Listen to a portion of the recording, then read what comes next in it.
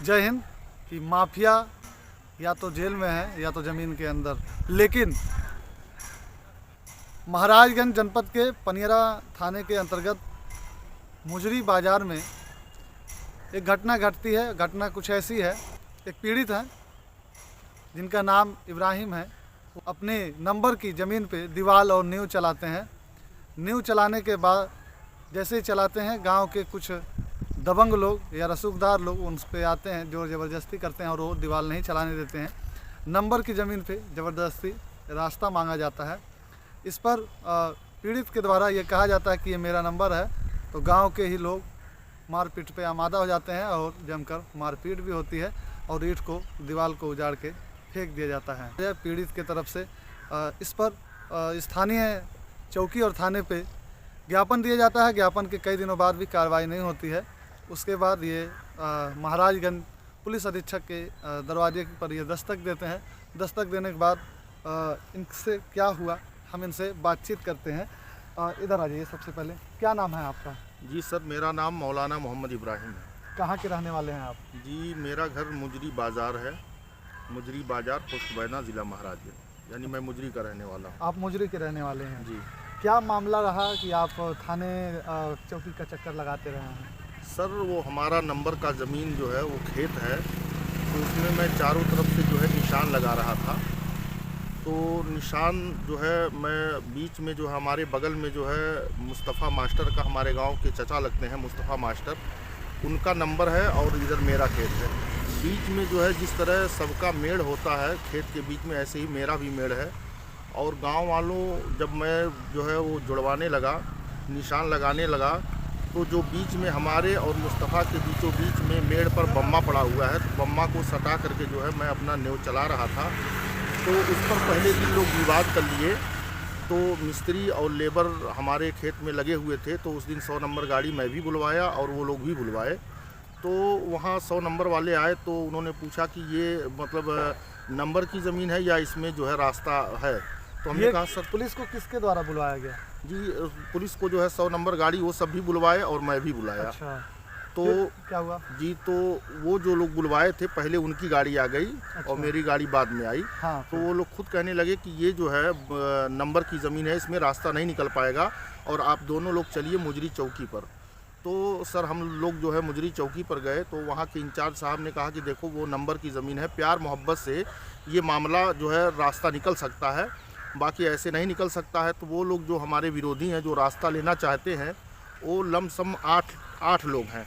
अच्छा। और 8 लोग वो जो है रास्ता लेना चाहते हैं। नहीं, 8 लोग हैं। 8 परिवार के हैं या सिर्फ 8 जन हैं? जो नहीं सर, 8 घर के लोग, पूरा औरतों से बच्चों तक, मर्दों तक। अच्छा, 8 घर के लोग। और जी। आपके तरफ से? जी, हमारी तरफ से सिर्फ मैं अकेला हूँ, हम हैं और हमारी पत्नी। अच्छा, तो लोग ज़बरदस्ती करके लेना चाहते हैं? जी, तो उस दिन जो है मैं अपना काम रुकवा करके मैं चौकी पर गया और ये कह करके गया कि चलिए जितना दूर तक ये लोग रास्ते के लिए कह रहे हैं उतना दूर मैं काम नहीं करवा रहा हूँ, और बाकी इधर हमारा मिस्त्री ताकि बैठा ना रहे, मैं उसको कह करके चौकी पर चला गया। चौकी पर जाने के बाद जो है चौकी इंचार्ज ने उन लोगों को समझाया। वो कह रहे थे कि जो बगल में मुस्तफ़ा मास्टर हैं वो रास्ता देने के लिए कह रहे हैं। तो चौकी इंचार्ज साहब ने कहा कि ऐसा है कि ऐसे फर्जी कहने से नहीं होगा, उनको यहाँ चौकी पर बुलवाओ।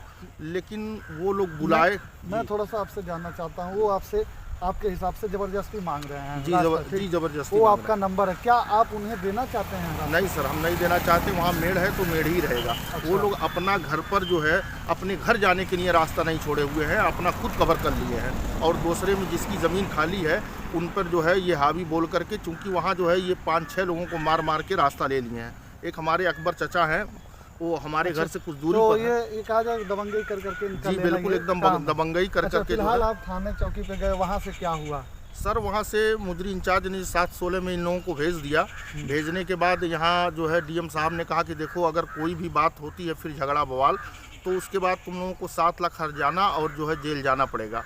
वहाँ से आने के बाद सर मैं 2-3 दिन बैठा रहा। चौकी इंचार्ज मुजरी के पास मैं गया तो मैंने पूछा, सर मैं पढ़ाने वाला व्यक्ति हूँ और मैं 1.25 महीना हो गया, 1 दिन का काम हमारा था और मैं इतने दिन से घर पर बैठा हुआ हूँ, मैं काम करूँ या ना करूँ? तो उन्होंने कहा जाइए आप काम कीजिए।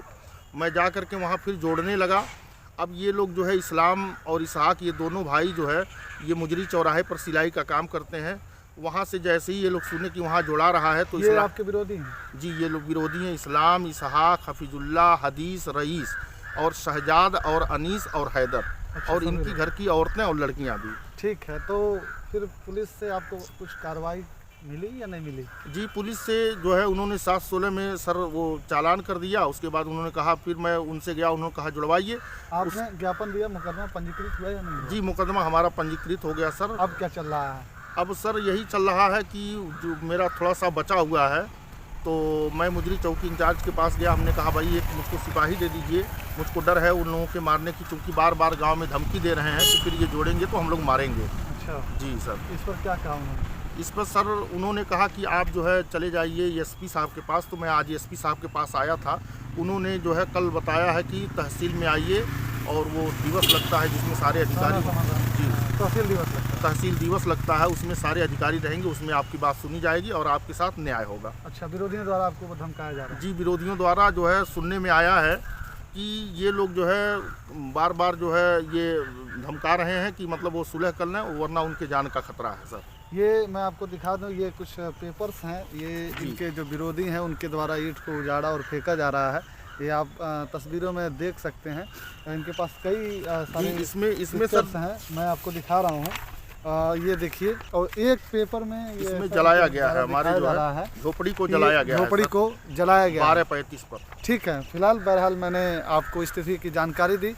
मतलब कहने का ये है कि मुकदमा पंजीकृत हो चुका है, लेकिन अब इनके विरोधियों द्वारा बार बार धमकाया और डराया जा रहा है कि अगर वो फिर से काम करेंगे तो उनको मारा जाएगा, पीटा जाएगा या उनका बुरा हाल किया जाएगा। ऐसे में बड़ा सवाल ये है कि जहाँ बड़े बड़े माफिया और गुंडों का आज नामों से निशान नहीं है, वहाँ पे ये लोग कौन हैं जो अपने आप को माफिया बनने के चक्कर में है या मारपीट व बदमाशी करने के चक्कर में है। फिलहाल ये सब जांच की स्थिति है, लेकिन किसी भी मामले का निवारण आप प्रेम, मोहब्बत और बातचीत से कर सकते हैं, ना कि गुंडई, जोर ज़बरदस्ती से।